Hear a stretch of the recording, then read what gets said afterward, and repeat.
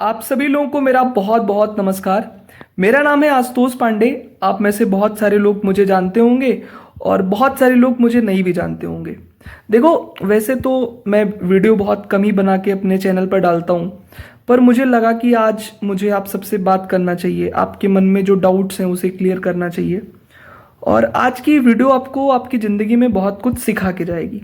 वैसे मेरे लाइफ में अभी कोई इतनी अचीवमेंट्स नहीं है कि मैं आपको कोई बहुत बड़ी बड़ी बातें सिखा सकूं, बट मेरे ज़िंदगी का जो भी अनुभव रहा है उसकी मदद से मैं आपके लाइफ में कुछ अगर क्वालिटी ऐड कर पाता हूं तो मुझे लगता है कि मेरा ये वीडियो डालना सफल हो गया। आज की इस वीडियो में मैं किसी और के बारे में बात नहीं करना चाहूँगा। आज की इस वीडियो में मैं अपने बारे में बात करना चाहूँगा। और मेरे जीवन में बहुत कम ही मौका मुझे मिला है जिसमें मैं अपने बारे में खुल के बात कर पाऊँ, और आज मुझे लगता है कि अपने बारे में बात कर ही लेता हूँ आप सबसे। देखो, आप अगर एक स्टूडेंट हो, टीचर हो, बिजनेसमैन हो, आज की वीडियो आपको समझ में आएगी, क्योंकि समझ में हमें वही चीज़ें आती हैं जो खुद के ऊपर गुजर चुकी होती हैं। कहते हैं ना, वैष्णो जनते तेने कहिए, पीड़ पराई जाने रे। मतलब असली साधु वही होता है जो दूसरे का दर्द समझ सके। तो मैं उम्मीद करता हूं कि आप एक साधु हो, आप एक ऐसे भक्त हो जो मेरी इस पीड़ा को, मेरे इस दर्द को समझ सकते हो। देखो, अगर मैं अपने बारे में बात करूं तो मैं अपने जीवन में एक बार नहीं, बहुत बार फेल हुआ। जिस भी काम को मैं किया हूं अभी तक कोई बहुत खास उपलब्धि मुझे नहीं मिली, लेकिन आज अपने जीवन में मैं जहां भी पहुंचा हूं, जहां भी हूं भगवान की कृपा से, वहां पे इसलिए हूं क्योंकि मेरे अंदर एक चीज बचपन से था, वो था कॉन्फिडेंस। और मैं कभी रीस्टार्ट करने से घबराया नहीं। मैं आपको एक छोटी सी कहानी सुनाता हूं अपने बारे में। मैं वही 2022 की बात है, मैं स्टूडेंट हुआ करता था, मैं पढ़ाई किया करता था। उस टाइम पे मैंने एक एजुकेशन प्लेटफॉर्म बनाया जिसका नाम था स्टडी भारत। 2022 की बात करें तो उस टाइम पे एलएन, आकाश, पीडब्ल्यू, अनअकैडमी, वेदांतु, ये सब बहुत तेजी से आगे बढ़ रहे थे। मेरा भी सपना था कि मैं इस एजुकेशन सेक्टर में अपना कोई कंट्रीब्यूशन दे पाऊँ। मैंने प्रण अकेडमी स्टार्ट किया, स्टडी भारत स्टार्ट किया। सबसे पहले स्टडी भारत चालू किया। 3 टीचर से मैंने रिक्वेस्ट किया। उस टाइम पे मेरे पास कोई बहुत अच्छी क्वालिटी के फ़ोन भी नहीं हुआ करते थे, कैमरे भी नहीं हुआ करते थे। हमने स्टडी भारत के नाम से यूट्यूब चैनल बनाया, बाद में एपीके फॉर्मेट में ऐप बनवाए और हमने अपने कोर्सेज को लॉन्च किया।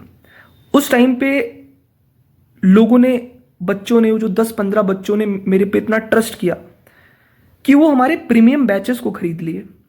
हमारे पास इतने पैसे नहीं थे कि हम अपने ऐप को प्ले स्टोर पर ले आएं, वो एपीके फॉर्मेट में, कोई वीडियो नहीं, कोई प्रूफ नहीं। उस टाइम पे मेरे पे लोग ट्रस्ट ही नहीं कर रहे थे। उन्हें लग रहा था अभी तो ये बच्चा है, अभी तो ये खुद पढ़ रहा है, ये क्या पढ़ाएगा। उस टाइम पे उन बच्चों ने मेरे ऊपर वो ट्रस्ट दिखाया और हमने स्टडी भारत को बनाया। जब 10-15 बच्चे हो गए तो मुझे नहीं लगा था, लिटरली मुझे नहीं लगा था कि ये 10-15 बच्चे मुझसे जुड़ेंगे, है ना, क्योंकि इतनी बड़ी बड़ी एडटेक प्लेटफॉर्म है, इनसे बच्चे नहीं जुड़ रहे। वो 10-15 बच्चे मुझसे जुड़े। कोई फीस बहुत महंगी हमने रखी नहीं थी, तो पैसा तो हमने ले लिया। अब ये हुआ कि पढ़ाना है इनको।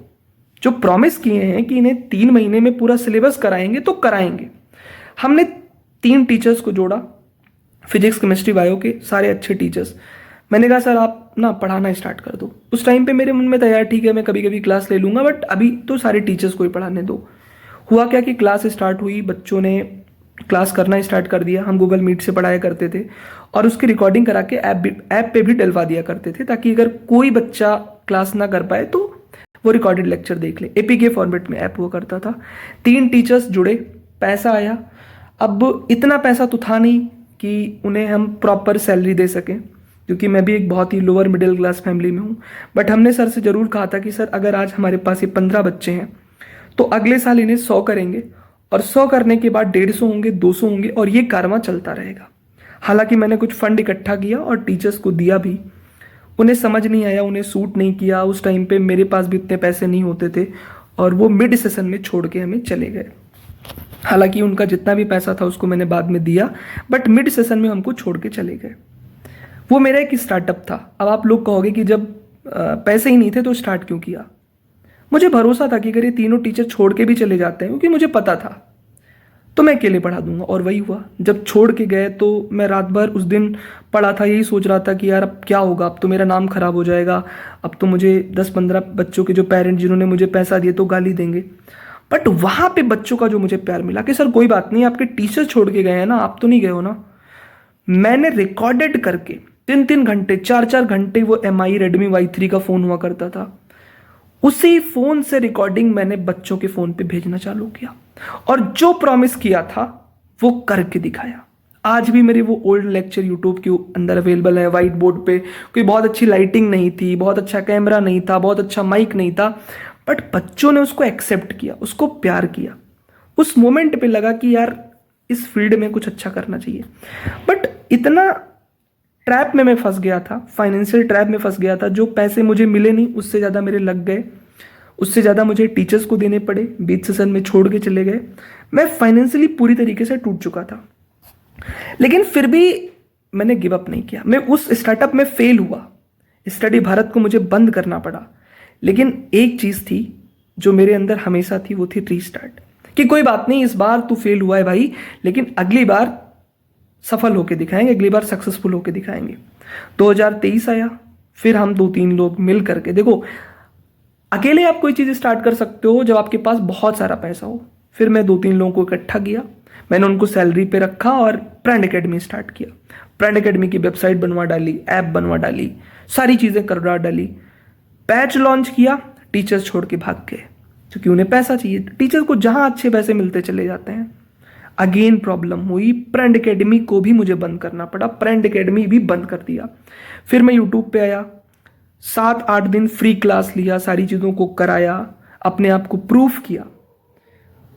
एक अर्ज जो थी मेरे अंदर कि मुझे एजुकेशन को हर बच्चे के फ़ोन तक पहुंचाना है, मुझे अपनी तरफ से भी क्वालिटी एजुकेशन को लोगों के घर तक पहुंचाना है, ये मेरा सपना हुआ करता था।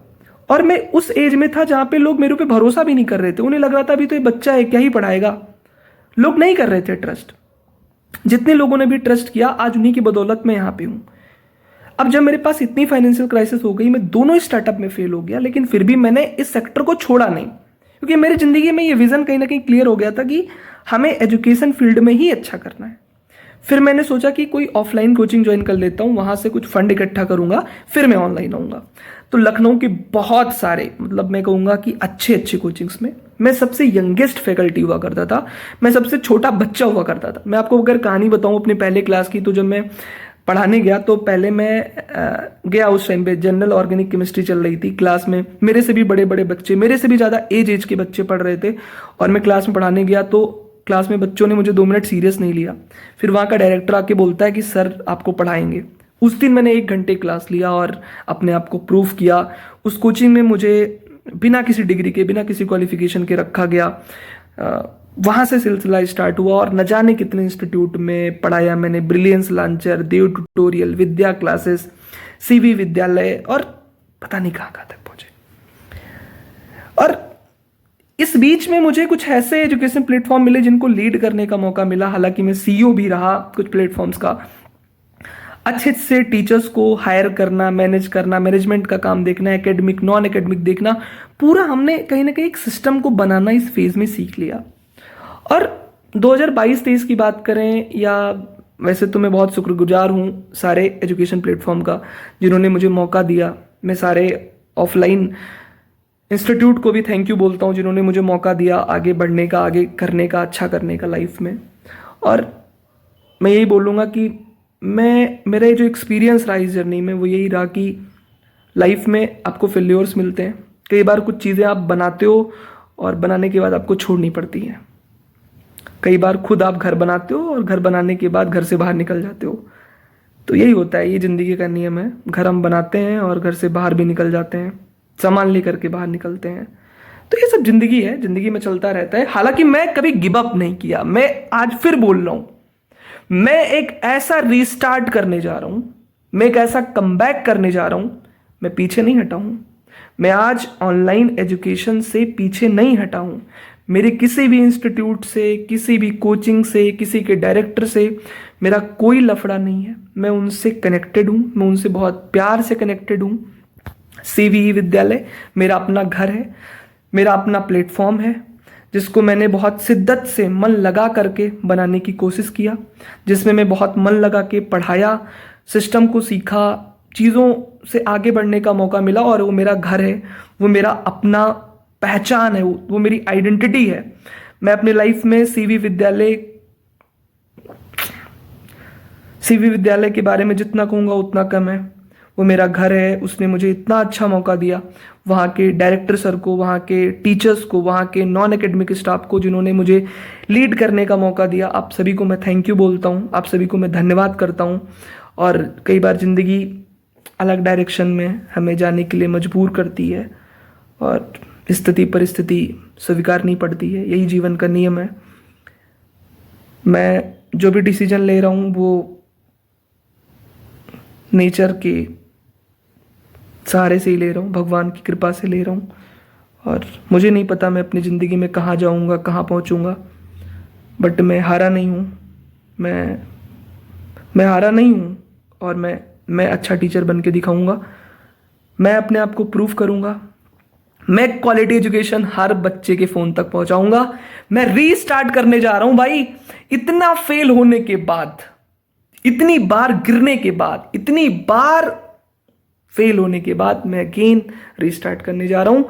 और बहुत जल्दी हम मिलेंगे, बहुत जल्दी हम मिलेंगे और एक नई शुरुआत करेंगे। आप सभी लोगों को मेरा बहुत बहुत धन्यवाद। ज़िंदगी में जब कभी हार मिले ना, वो सबसे अच्छा दिन है आपके जीवन का, क्योंकि उसी दिन आप उठोगे।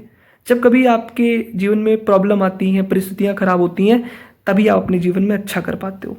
तो आप सभी लोगों को मेरा बहुत बहुत धन्यवाद। Thank you.